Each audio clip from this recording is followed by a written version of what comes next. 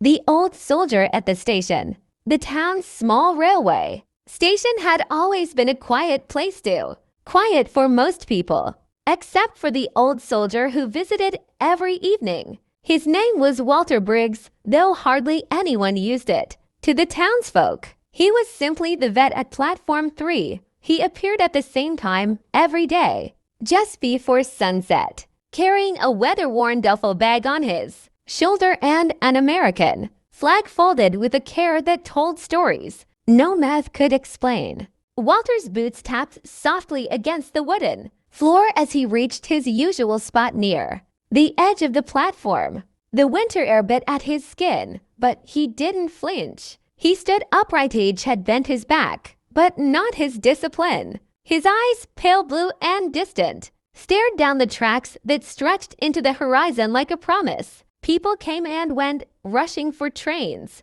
reuniting with families, saying their goodbyes. But Walter remained still, like a part of the station itself. Some days, a child would wave. Some days, a passerby offered a nod. Most simply walked by. But tonight was different. A teenage boy, maybe 16, hesitated near him. He had seen the old soldier many times, always alone, always waiting. Summoning courage, he stepped closer. "Sir, may I ask something?" the boy said quietly. Walter turned his head slowly, his expression soft but tired. "Of course, son. Why do you come here every day?" "It's freezing tonight." The old man let out a breath that felt heavy, as if carrying decades of memory. He looked back at the tracks before answering. "I'm waiting for someone," Walter said. The boy frowned. "Someone coming on the train." Walter's lips curved into a faint, aching smile. "Maybe, or maybe I'm just keeping a promise." The boy waited for more, but Walter didn't speak. Instead, he reached into his coat and pulled out a small, worn dog tag. The metal glinted under the platform lights. He rubbed it gently between his fingers, the way one might touch something sacred. "He was my best friend," Walter whispered.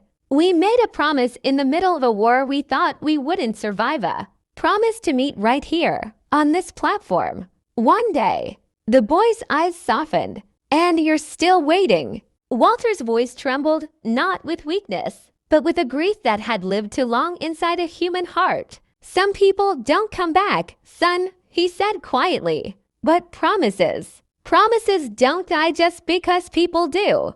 The boy didn't know what to say. The wind whistled through the station, carrying the faint sound of an approaching train. Walter didn't move. He only squared his shoulders, as if preparing for something: hope, memory, or maybe both. The train screeched in the distance, and Walter whispered, almost to himself, "Maybe today." The train finally came to a halt, its doors sliding open as warm air spilled onto the cold platform. Walter didn't move. He stood as still as a statue, eyes locked on each face that stepped out. Families reunited, friends hugged. Travelers hurried past, but none of them were the man Walter hoped to see. The teenage boy watched quietly. He noticed the way Walter's fingers tightened around the folded flag, the way his breath slowed each time someone new appeared, as if bracing for a miracle that never came. When the last passenger walked away, a familiar silence settled over the station.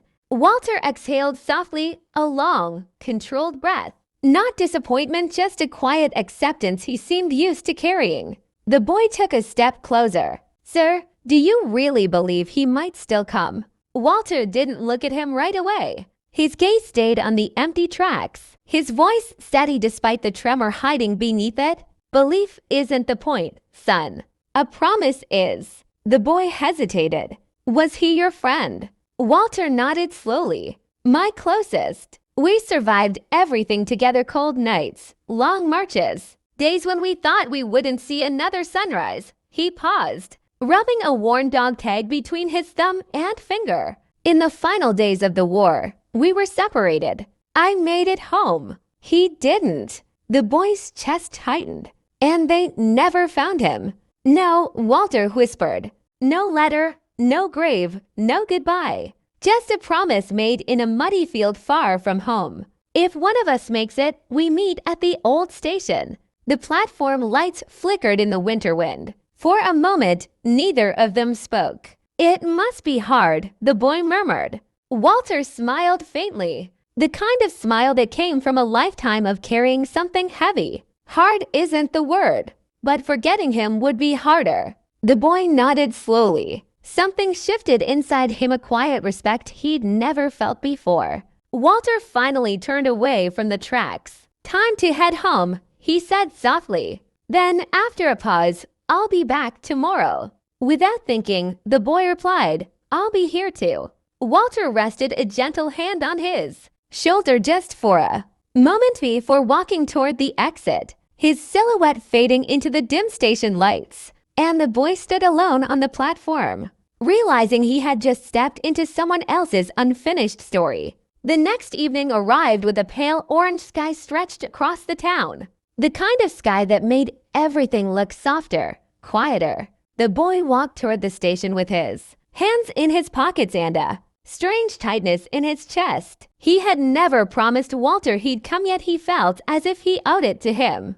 As if the old soldier's silence had tied him to something deeper than simple curiosity. Walter was already there, standing at the same spot, holding the same folded flag, staring down the same set of endless tracks. But this time, when he noticed the boy approaching, his expression changed just slightly. Not a smile. Walter wasn't a man who smiled often, but something gentler.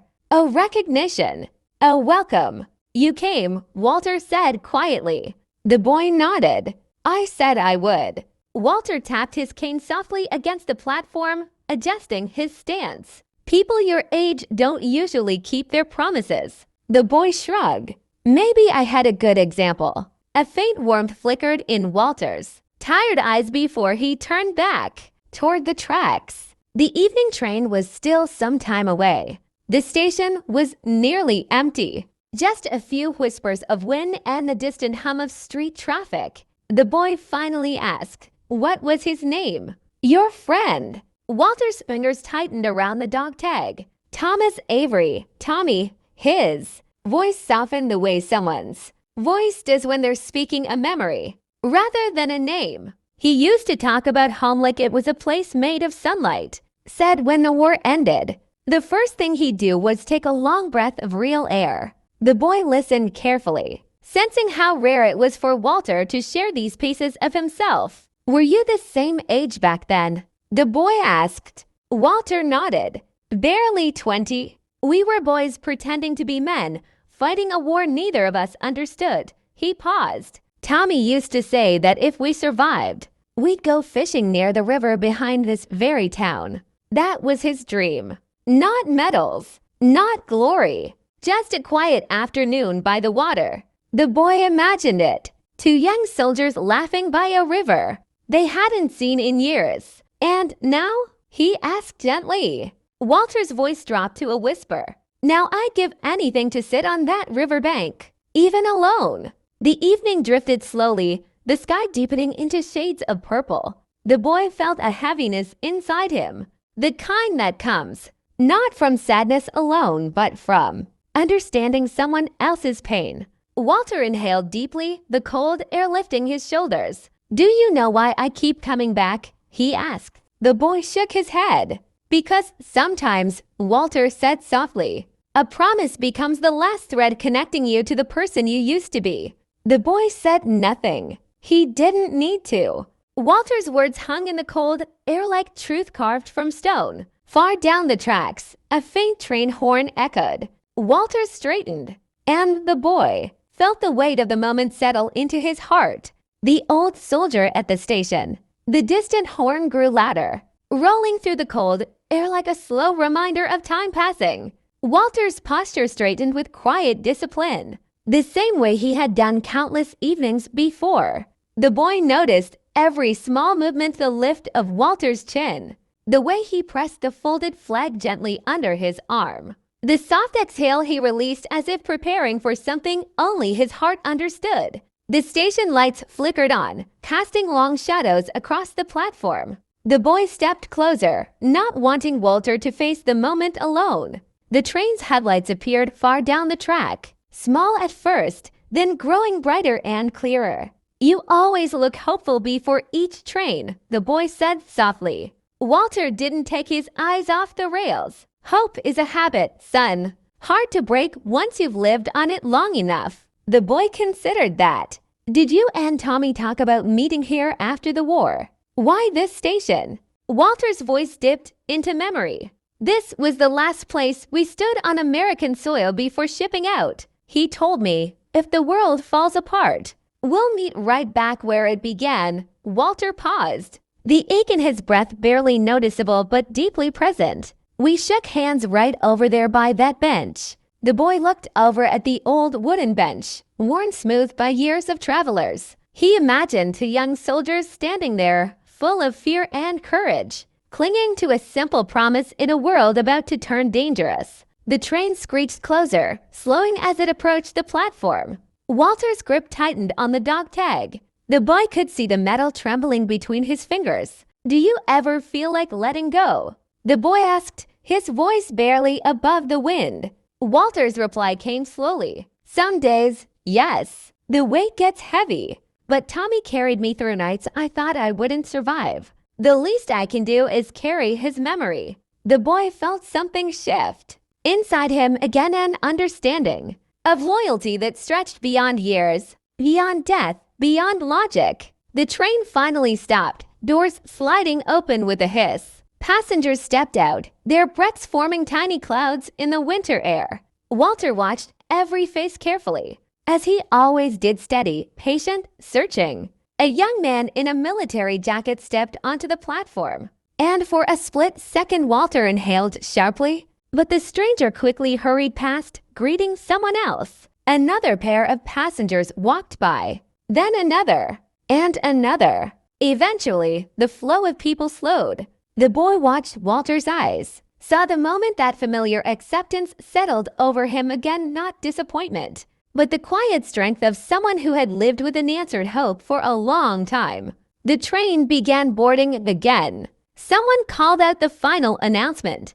Walter's shoulders eased, the tension drifting away like steam from the engine. He didn't look defeated. He simply looked like a man who had learned how to live with waiting. The boy stepped beside him. "There's always tomorrow," he said gently. Walter nodded once. "Aye, there is." Together, they watched the train pull away into the darkening horizon, its lights fading until the night swallowed them whole. And for the first time, Walter didn't seem entirely alone on Platform 3. The morning after, the town was quiet, wrapped in a gentle frost that clung to rooftops and bare branches. The boy arrived at the station early, expecting Walter to be there, and he wasn't disappointed. Walter stood at his usual spot, the folded flag tucked under his arm, eyes scanning the empty tracks as if they might whisper a secret from long ago. The boy approached softly. "Good morning, sir," he said. Walter nodded, a faint lift of his hand in greeting, before returning to his vigil. The chill of the morning didn't seem to bother him. He had long grown accustomed to the sharp edges of wind and cold. "Did you dream of him last night?" the boy asked hesitantly, curious but careful.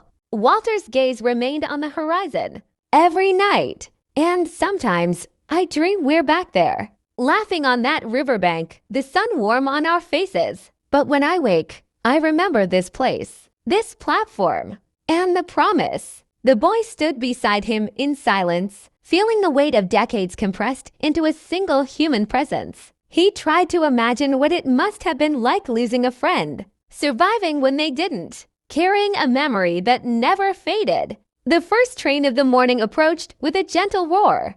Walter's eyes followed it, unwavering. Passengers streamed past, rushing to catch connections or greet loved ones. Some smiled at the boy. A few nodded at Walter, but no one else seemed to notice the quiet ritual playing out in the shadow of the tracks. The boy finally asked, "Does it ever feel lonely?" Walter didn't answer immediately. His hand rested on the dog tag, fingers tracing its edges. "Lonely," he said finally. "Perhaps. But waiting isn't the same as being alone." Sometimes waiting is a conversation with the past, a promise to someone who can no longer speak. The boy nodded, understanding in a way that words couldn't capture. He looked around at the station, the worn benches, the flickering lights. The distant hum of the tracks, and felt how it had become more than a station. It was a marker of history, a sanctuary of memory, a place where a promise lived on. The morning train left, and the platform was nearly empty again.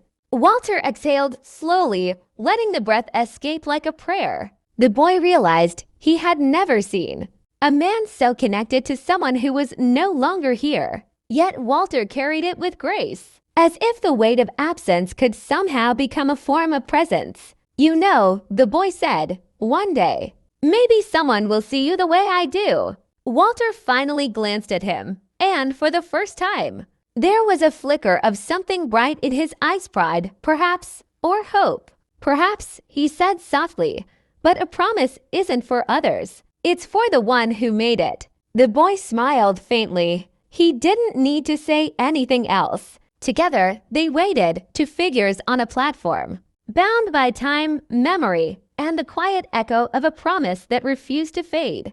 The evening came slowly, stretching the sky in shades of gold and purple, and the boy hurried to the station, his breath visible in the crisp air. Walter was already there, standing at the edge of the platform with his usual calm, the folded flag pressed to his chest. The boy noticed the slight stiffness in Walter's shoulders and the way his eyes seemed to carry years of unsaid words. "You're early tonight," Walter said softly without turning. "I didn't want to miss it," the boy replied. He took a step closer and felt the quiet weight of the station.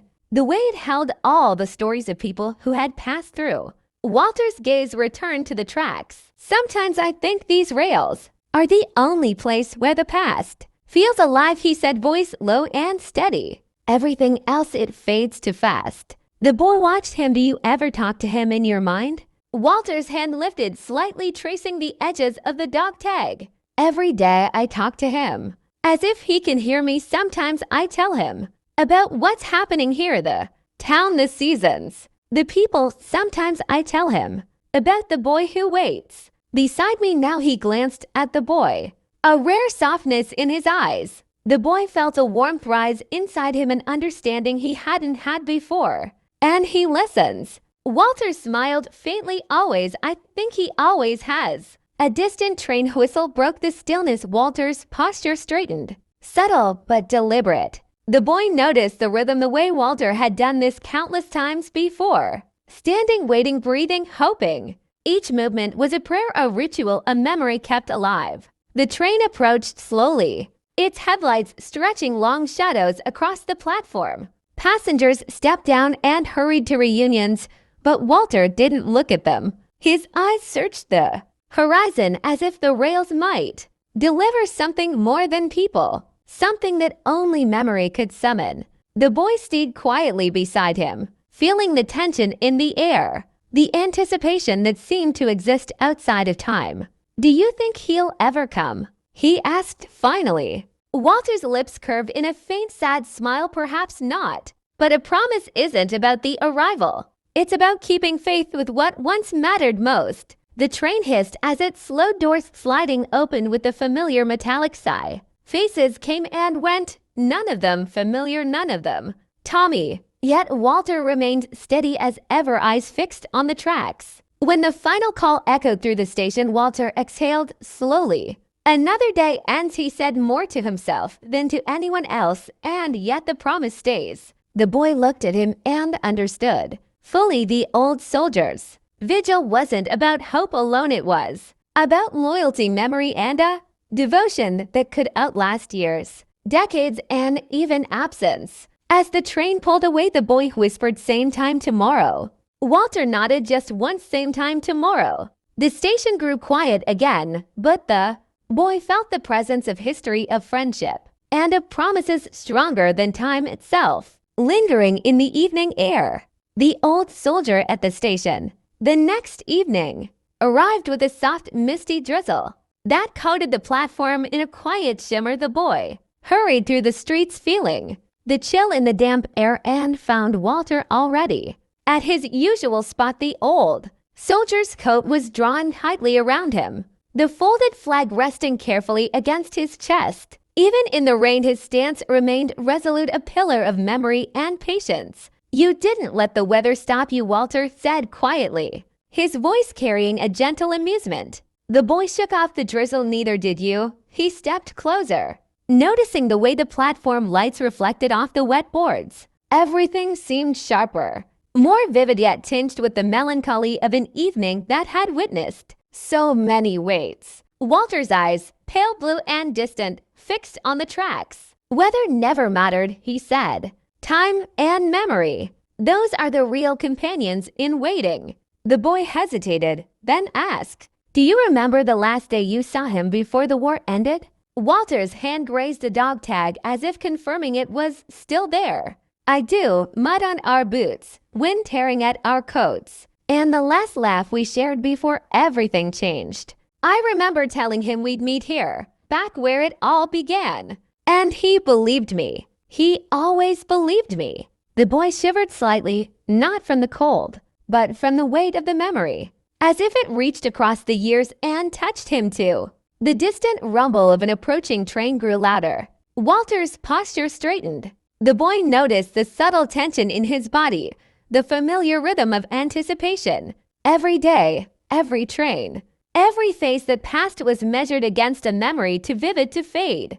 The train pulled slowly into the station. Doors opened, passengers spilled onto the platform, rushing past greetings, luggage, and the flicker of fleeting glances. Walter's eyes swept each person carefully, scanning for someone who would never arrive. "Do you ever feel like giving up?" the boy asked softly, leaning closer. Walter shook his head, his voice steady and quiet. "No, to give up would be to betray him and myself. This vigil is more than waiting. It is keeping alive a bond stronger than absence, stronger than time itself." The train's final whistle blew. Passengers disappeared into the town streets. Walter exhaled slowly, the mist clinging to his coat and hair, but not to his resolve. The boy watched him, understanding the unspoken truth. This station, this vigil, was a living monument to a friendship that had endured war, separation, and years of unanswered hope. The wind picked up, carrying the scent of rain and iron rails. Walter adjusted the folded flag under his arm and glanced at the boy. "Tomorrow," he said simply. The boy nodded. "Tomorrow." And together, they stood in the mist, two figures bound by memory and promise, waiting for a past that refused to leave them behind. The following evening, the station seemed quieter than usual. The sun had already dipped below the horizon, leaving the sky a deep, somber blue mist clung to the rails, and the faint hum of distant traffic felt almost like a heartbeat beneath the platform. The boy arrived first this time, and Walter appeared moments later, as if the station itself had summoned him. He stood at the edge of the platform, the folded flag pressed against his chest. His coat was streaked with dew, yet he moved with the same steady resolve. The boy watched silently, noting how each small movement carried weight, the slight lift of his head, the gentle tap of his cane, the way his fingers clutched a dog tag with unspoken reverence. "You always keep your schedule," the boy said softly, stepping closer. Walter gave a faint nod. "Time teaches you that some things matter more than comfort or convenience. A promise, that matters most of all." The boy looked at him, sensing the depth behind the words. "Do you ever feel lonely?" Walter's eyes remained on the empty tracks. "Perhaps. But loneliness is not absence. It is silence, and silence can be filled with memory, with hope, with loyalty. Those who remember are never truly alone." A train whistle echoed faintly in the distance, and Walter's posture shifted subtly, as though the sound resonated deep inside him. His gaze scanned the approaching lights with careful precision. Hope and memory intertwined. The train arrived, doors opening with the familiar metallic sigh. Passengers poured out, families, friends, travelers, but none of them were Tommy. Walter watched each face with steady vigilance, measuring their presence against decades of memory. The boy finally asked, "How do you keep faith after so long?" Walter's hand grazed the dog tag, rubbing it gently. Faith isn't kept for what may arrive. It's kept for what has already mattered. The past shapes us, and promises bind us to it. If I forget him, I lose not just my friend but a part of myself. The boy listened, understanding for the first time the depth of devotion and sorrow woven into Walter's vigil. He realized that the old soldier's waiting was not just for Tommy, it was for every fragment of life they had shared. Every laugh, every fear, every promise made in a field far from home. The train pulled away, leaving the platform in stillness once more. Walter exhaled slowly, and the boy noticed a faint smile, almost imperceptible, touch the corners of his mouth. Same time tomorrow, the boy whispered. Walter nodded once, quietly. Same time tomorrow. And in the deepening night, the platform held to figures one old, one young, bound by history, by loyalty, and by the quiet power of memory that refused to fade. The next evening brought a sharp wind that rattled the station signs and stirred the fallen leaves across the platform. The boy hurried to the station, hands shoved deep into his pockets, and found Walter already waiting in his usual place. The flag was folded neatly against his chest, his posture unwavering despite the chill that cut through the air. Cold tonight, the boy said softly. Walter glanced at him briefly. Cold never mattered, he replied. His voice carried the quiet strength of someone who had endured far worse. A promise that matters more than comfort or warmth. The boy followed his gaze down the empty tracks. Do you ever wonder if he'll come? Walter's eyes softened but remained distant. Sometimes, but it doesn't matter if he does or doesn't. The act of waiting, of remembering, is its own answer. The distant sound of a train approached, soft at first, then growing louder. Walter's hands adjusted the folded flag, and his eyes narrowed slightly, scanning the arriving passengers. Families, couples, travelers all moved past without recognition. The boy felt the weight of decades in Walter's stillness, a patience forged by loss, hope, and loyalty. You've been doing this for so long, the boy said quietly. Does it ever get easier? Walter shook his head slowly. No, some wounds never heal, some absences never leave. But carrying memory, that gives life meaning. Waiting is my way of keeping him alive, of honoring the life we shared. The train came to a halt with a hiss, doors sliding open. Passengers disembarked, hurrying into the town.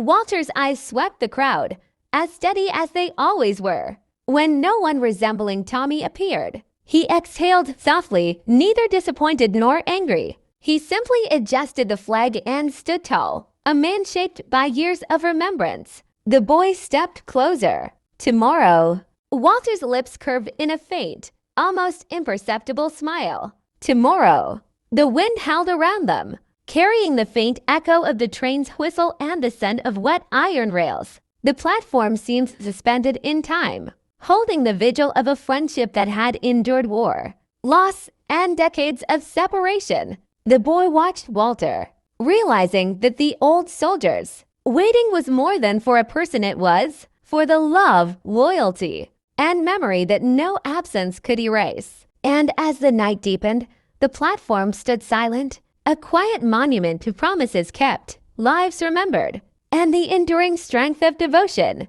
The evening of the 10th day carried a peculiar stillness. The sky was a deep navy, stars beginning to pierce the darkness, and the town seemed to hold its breath. The boy walked to the station, heart thudding, with the quiet anticipation he had grown accustomed to. Walter was already there, standing at the edge of platform 3, the folded flag pressed carefully to his chest, eyes fixed on the distant tracks. You came, Walter said softly without turning. I always do, the boy replied, stepping beside him. He noticed how the cold wind tugged at Walter's coat and hair, yet the old soldier did not move, unmoved by discomfort. Walter inhaled deeply. Tonight feels different, he murmured, his eyes, pale and distant, seemed almost reflective, like a man peering into the past as much as the present. The faint whistle of a train came from afar, echoing across the rails. Walter's shoulders straightened slightly, a subtle tension in his stance. The boy watched carefully, noticing the rhythm in every movement away. Walter's fingers brushed the dog tag, the tilt of his head, the way he seemed to wait not just for someone, but for a memory to return to life. As the train neared, its lights piercing the darkness, Walter's voice broke the silence. We were boys once, young and fearless. We promised, we laughed, and we believed that a platform like this could hold the weight of a lifetime. And here I am, waiting still. The train slowed and came to a halt. Passengers began to step off, hurrying toward their destinations. Walter's eyes scanned each face with the precision of decades of practice. None were Tommy. None carried the past he had carried in his heart. The boy finally whispered, "Does it ever hurt?" Walter's eyes softened, and for the first time, the weight he carried seemed almost visible. "Yes," he said quietly, "but pain is proof that love was real. Waiting keeps it alive. A promise is stronger than absence." The train pulled away, lights fading into the night, leaving the station cloaked in quiet. Walter exhaled slowly, and the boy noticed a faint, peaceful smile brush his lips. "Same time tomorrow?" the boy asked gently. Walter nodded once. "Always," he said. The boy stepped back, looking at the man beside him, realizing fully that the vigil was no longer just about waiting for someone who might never return. It was about honoring a life, a friendship, and a promise that had survived war, loss, and the passage of decades. The station remained still. The wind whispered through the rails, and on platform 3, under the dim glow of the lights, two figures stood together, bound by memory, devotion, and the enduring strength of a promise that refused to fade. The platform had become more than a place. It had become a home for remembrance, a testament to friendship, and a monument to the quiet heroism of waiting. And for Walter, at last, that was enough.